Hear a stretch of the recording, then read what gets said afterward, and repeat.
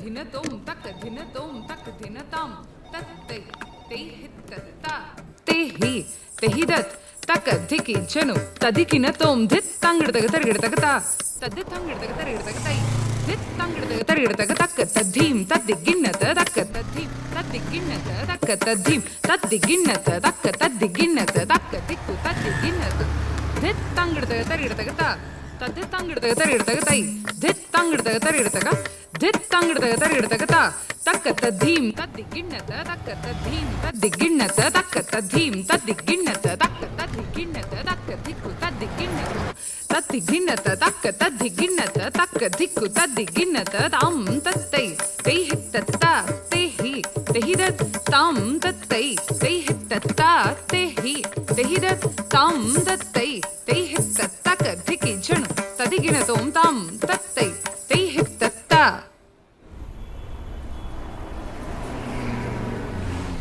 నువ్వేమంటావని ఎంత టెన్షన్ పడ్డానో తెలుసా? ఇంకా టెన్షన్గానే ఉందనుకో. అంటే నువ్వు రాసిన దాంట్లో లాస్ట్ వర్డ్ నన్ను పెళ్లి చేసుకుంటానన్నది తప్ప నాకేం అర్థం కాలేదు. అందుకే నేను ప్రింట్అవుట్ తెమ్మన్నా. తెచ్చావా? తెచ్చాను. అయినా ఇందులో అర్థం కాకపోవడానికి ఏముంది? అంటే నా సెకండ్ లాంగ్వేజ్ హిందీ బాబు. నాకు తెలుగు చదవడం రాదు. చిన్నప్పుడు రూర్కేలాలో ఉండేవాళ్ళం. అవునా? అయితే ఇప్పుడు మొత్తం చదివి వినిపించాలా నీకు? Embarrassing moment. అది చెప్పలేకే కదా మెయిల్ పెట్టాను. ఏం రాసావో తెలుసుకోవాలని నాకుంది. ముందు చదువు, తర్వాత మాట్లాడుకుందాం. ఎక్కడ కూర్చుందాం? కాఫీ తాగుదామా? ఓకే. మా నాన్న ఎక్కువ చదువుకోలేదు. రూర్కెలాలో క్లాస్ 4 ఉద్యోగం. మాకు ఊర్లో చిన్న కొబ్బరి తోట ఉండేది. తుఫాన్కి పూతకి కాయకి పనికి రాకుండా పోయింది.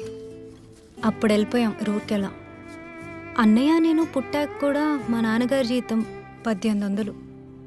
1800తో 4 మనుషులు ఎలా బతుకుతారో నీకు ఐడియా ఉందో లేదో నాకు తెలీదు.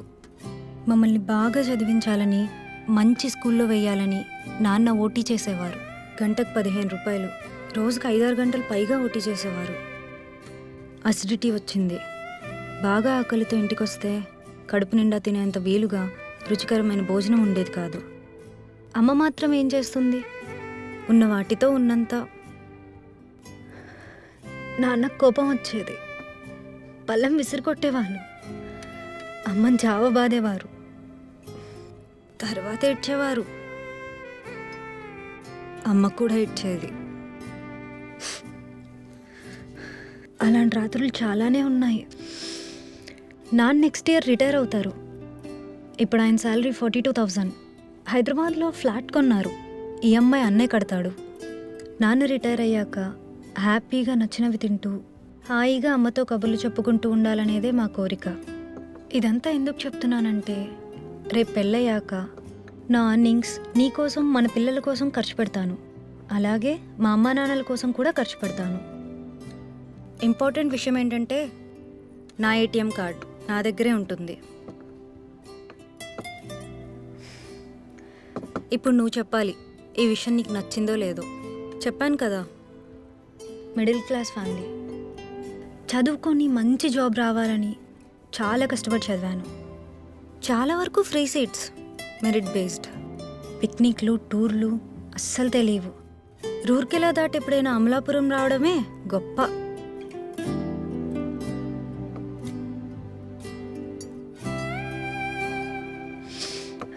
One more coffee please. Okay ma'am. So జాబ్లో సెటిల్ అయ్యాక ఈ ప్రపంచం మొత్తం తిరగాలని నా కోరిక. నువ్వు అబ్జర్వ్ చేసుంటే ఫ్రైడేస్ కొన్నిసార్లు నేను బ్యాక్ ప్యాక్తో ఆఫీస్కి వస్తాను. 2 డేస్ ఏదైనా ప్లేస్కి వెళ్ళొస్తాను. హైదరాబాద్ సరౌండింగ్స్, కర్ణాటక, మహారాష్ట్ర చాలా ప్లేసెస్ చూశాను. రేపు పెళ్ళయ్యాక కూడా చూస్తాను. నీకు ఇష్టమో కాదో నువ్వే చెప్పాలి. Ma'am you coffee.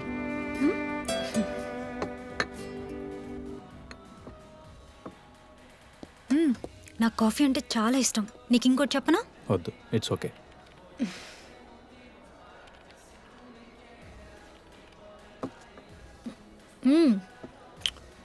ఇది కూడా చెప్పాలి.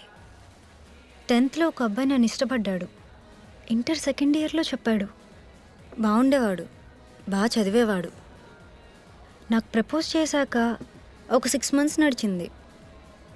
నన్ను ఒకసారి ముద్దు పెట్టుకున్నాడు.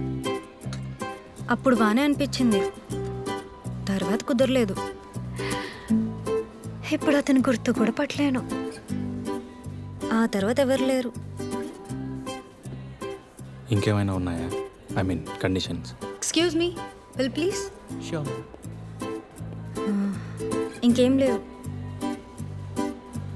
ఫైనల్గా ఏమంటానంటే, నిన్ను వద్దంటానికి ఏ రీజన్ లేదు. మంచివాడివి, నీ బిహేవియర్ కూడా బాగుంటుంది. సో నేను నిన్ను ప్రేమిస్తాను, గౌరవిస్తాను. మా అమ్మా నాన్నల పట్ల పెళ్ళైన తర్వాత కూడా ఎలా ఉంటానో చెప్పిన నా ఆలోచనలు, నా ఫీలింగ్స్ ఎలా ఉన్నాయో నీకు చెప్పాను కదా. అలాగే నీ పేరెంట్స్ పట్ల నీ ఫీలింగ్స్ తెలుసుకొని ఫేక్గా కాకుండా హార్ట్ఫుల్గా వాళ్ళని గౌరవిస్తాను. నిన్ను మా వాళ్ళు గౌరవించేలా చూసుకుంటాను.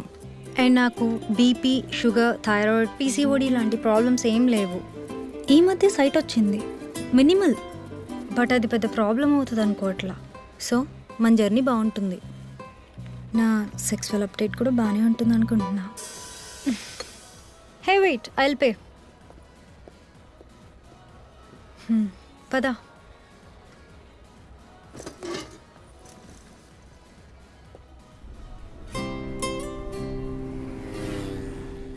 సో మన జర్నీ బాగుంటుంది, చాలా ముందుకెళ్తుంది. కెరీర్లో, సొసైటీలో మంచి విషయాలను ఎక్స్ప్లోర్ చేస్తాం. I hope so. అండ్ మనం ఎదుగుతాం. పేద పిల్లల్ని చదివించేలాంటి ఓ 4 మంచి పనులు చేస్తాం. ఇవన్నీ I can see in you. So think about it. ముందు నువ్వు ఇదంతా తీసుకోగలగాలి. ఆ తర్వాత మీ పేరెంట్స్కి ఇదంతా ఎక్స్ప్లెయిన్ చేసి ప్రిపేర్ చేయాలి. చేయగలవో లేదో నువ్వే ఆలోచించు. I think we can do this. Thanks for this. My first love letter with a decent proposal. బయలుదేరదామా? ఒక నిమిషం. ఏంటి? ఇంటర్మీడియట్లో అబ్బాయి ముద్దు పెట్టుకున్నాడు అన్నావు కదా, ఎక్కడ ముద్దు పెట్టుకున్నాడు?